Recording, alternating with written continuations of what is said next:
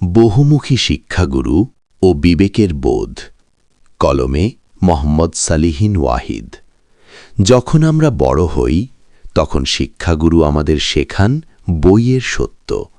তবে মনে রাখবেন, আমাদের এই শিক্ষাগুরু যে কেউ হতে পারেন। তিনি শুধু বিদ্যালয়ের শিক্ষক নন, শুধু ধর্মীয় মাওলানা নন, শুধু ডাক্তার নন, উকিল, জজ কিংবা ব্যারিস্টারও নন। আসলে তারা সবাই হতে পারেন আমাদের শিক্ষার উৎস।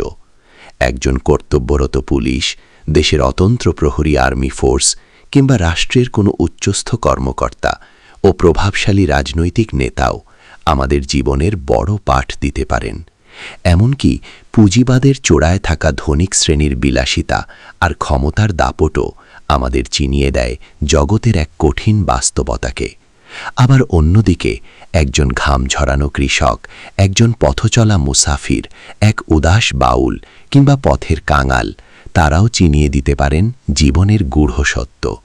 এমনকি সমাজের চোখে যারা নিস্তেজ, সহায় সম্বলহীন ভিক্ষুক, রাস্তার ধারের অবহেলিত মানুষ, কোনো অসহায় বা কষ্টপীড়িত প্রাণ, তাদের জীবনযুদ্ধ আর চরম ধৈর্য থেকেও আমরা শিখতে পারি জীবনের অমোঘ সত্য।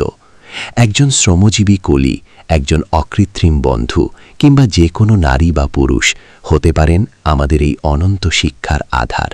কারণ শিক্ষা ছড়িয়ে আছে প্রতিটি বৃক্ষে, প্রতিটি জীবজন্তুতে, এমনকি ধূলিকণাতেও এবং প্রতিটি মানুষের যাপিত অভিজ্ঞতায়।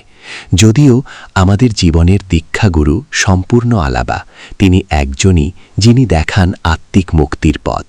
কিন্তু জীবন চলার পথে আমরা পাই অসংখ্য রূপের শিক্ষাগুরু।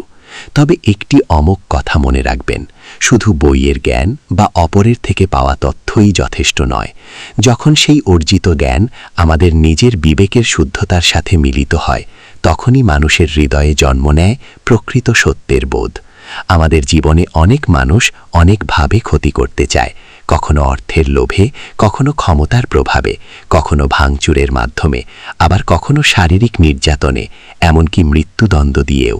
কিন্তু মনে রাখবেন, এই সব কিছু করেও যদি তারা আপনাকে আপনার সত্য থেকে বিচ্যুত করতে না পারে, তবে প্রকৃত অর্থে তারা আপনার কোনো ক্ষতিই করতে পারবে না। কারণ আপনার আত্মা, আপনার অটুট বিশ্বাস আর জাগ্রত বিবেক, এই সত্যের জাগরণই হলো মানুষের অবিনশ্বর জয়।